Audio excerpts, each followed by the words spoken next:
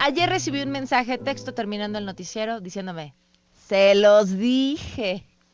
Era de Víctor Hernández, experto en temas de seguridad, con quien, bueno, es parte de la Mesa Ciudadana y además ya habíamos platicado sobre el asunto del general Cienfuegos. Y sí, nos lo dijiste y pasó. ¿Cómo estás, Víctor? Buenas noches. Gracias por la invitación, Pam. Ya ves, ya somos profetas aquí en la Mesa Ciudadana, ya hay que pedir que nos suban el salario. Bueno, pues parece que ya no está tan difícil, ¿no? O sea, pues este gobierno es predecible, digamos.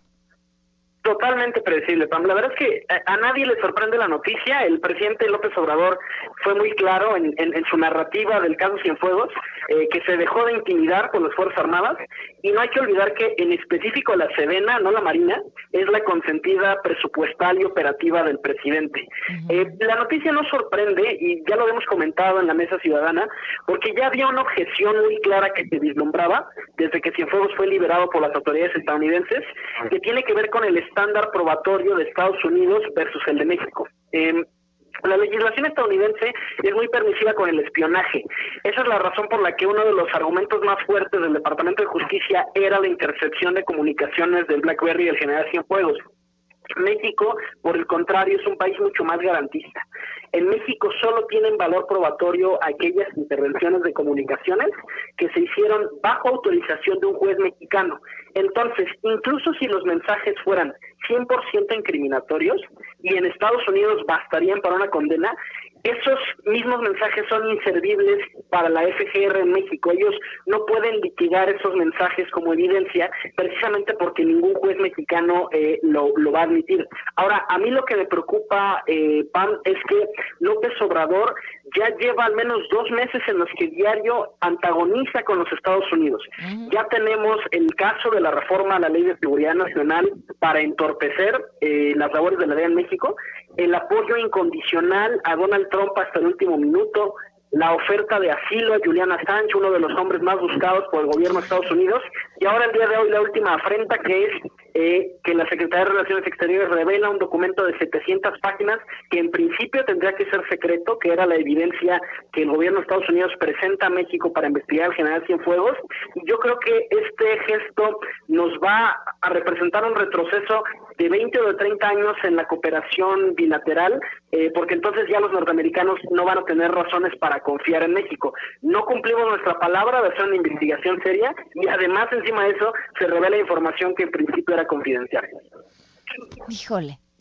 Ahora te preguntaba, antes de que entráramos al aire, ¿y qué se dice sobre esta información? Yo estoy viendo el documento, me llama la atención, por ejemplo, como cada hoja, que no todas son consecutivas, están enumeradas, sí, para esta presentación o para efecto de este compilado que estamos viendo a mano, digo, nada más, ¿no? Y que gran parte pues son conversaciones de WhatsApp. He de decirte que estaban más interesantes las de Kate del Castillo que estas que estoy intentando leer, pero bueno, ¿qué dicen quienes ya tuvieron la oportunidad de echarle un ojo más profundo a estos documentos?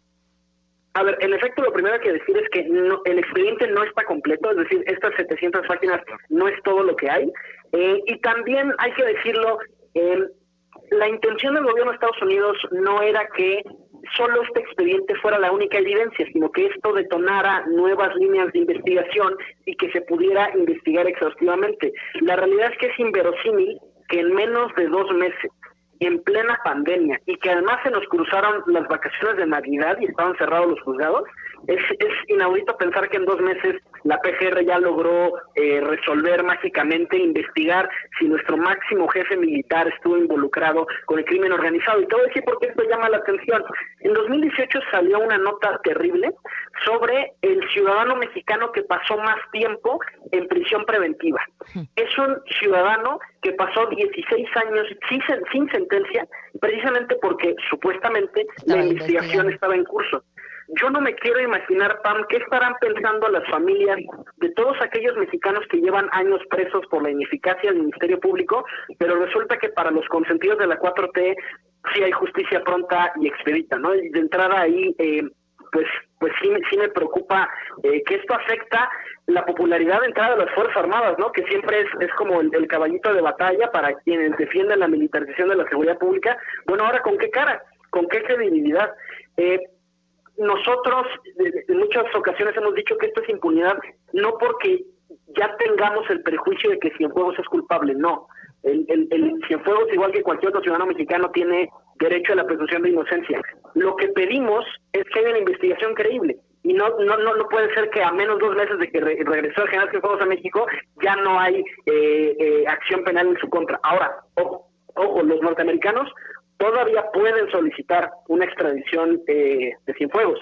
Aquí en México ya se le entregó una carta de no ejercicio de la acción penal, es decir, en México ya no puede haber más consecuencias jurídicas, pero en Estados Unidos sí, porque en Estados Unidos simplemente se retiraron los cargos, no se desestimó la acusación, no fue encontrado inocente en un juicio, entonces sí podría ocurrir que Joe Biden pidiera la extradición del general Cienfuegos. Híjole. Ahora, a ver, yo creo que hay que retomar en esta lista de agravios hacia Estados Unidos. Creo que valdría la pena nada más profundizar un poco sobre cómo quedó, porque además se publicó esta semana, cómo se definió la actuación o lo que los agentes estadounidenses tienen permiso de hacer en México, y entender un poco cómo era esa relación antes y cómo ha sido históricamente la relación entre la DEA y el ejército. A lo largo de las últimas décadas había un esfuerzo de institucionalización a través, por ejemplo, de programas como la Iniciativa Mérida, en el seno del Consejo de Seguridad Nacional, donde yo tuve la oportunidad de trabajar el sexenio pasado, existía un grupo que se llamaba GC Armas, que era un grupo binacional en el que se canalizaba el esfuerzo de ambos lados de la frontera para combatir el tráfico de armas. Es decir, ya había un proceso lento pero seguro para construir una relación institucional en materia de cooperación de seguridad. Ahora, sí hay que decirlo, hay un punto más o menos a finales del sexenio de Calderón, principios del de Peña, en el que sí se nota cierta desconfianza de las autoridades norteamericanas, específicamente del ejército, y es la razón por la que intensifican en particular su cooperación con la Armada de México.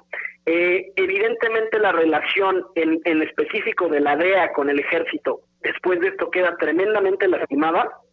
Yo creo que a partir de los primeros días de la presidencia de Joe Biden se van a ver pues muchos canales que se van a cerrar de cooperación bilateral, y además hay que pensarlo en un sentido amplio. El gobierno de los Estados Unidos también tiene en el mapa otros temas de la 4T, por ejemplo, el intento de desaparecer los organismos autónomos, el ataque a las energías verdes, todo eso deriva en un incumplimiento del TEMEC y de los acuerdos de adhesión de México a la OCDE. Es decir, el presidente Joe Biden podría, desde tribunales estadounidenses o desde la Corte Internacional de Justicia, demandar a México por no cumplir con sus obligaciones internacionales. Entonces, yo sí creo que la venganza de Joe Biden será tremenda, y creo que el presidente López Obrador necesita a los militares de su lado para cuando empiece esa represalia.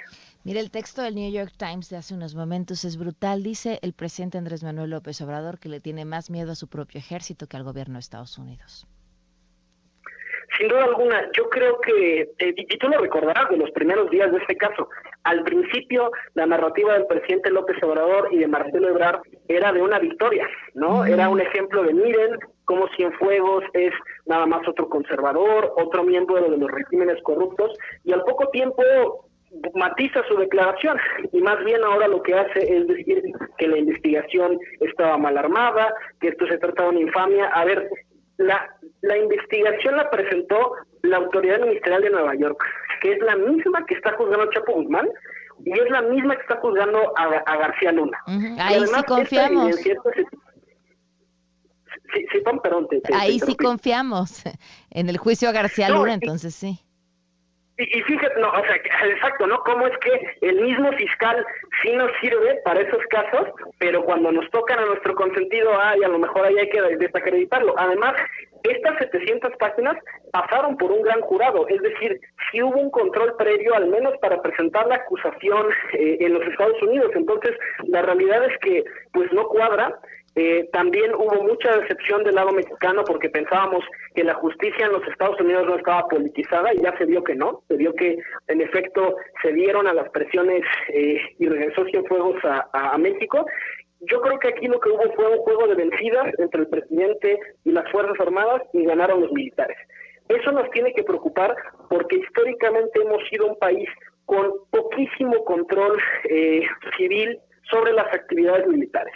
El Congreso no tiene dientes para auditar o para exigir cuentas de la operación y del gasto de las Fuerzas Armadas, y el presidente López Obrador terminó de quitar esos pequeñísimos controles al otorgarles obras como el aeropuerto de Santa Lucía, la construcción del Banco de Bienestar. Los militares ya aprobaron el dinero, los militares ya aprobaron el poder, y yo creo que muy difícilmente lo van a regresar. O sea, estamos viendo una regresión constitucional que no se había visto en 100 años, y al menos en términos de la relación con Estados Unidos, estamos enfrentando la peor crisis diplomática de las últimas décadas.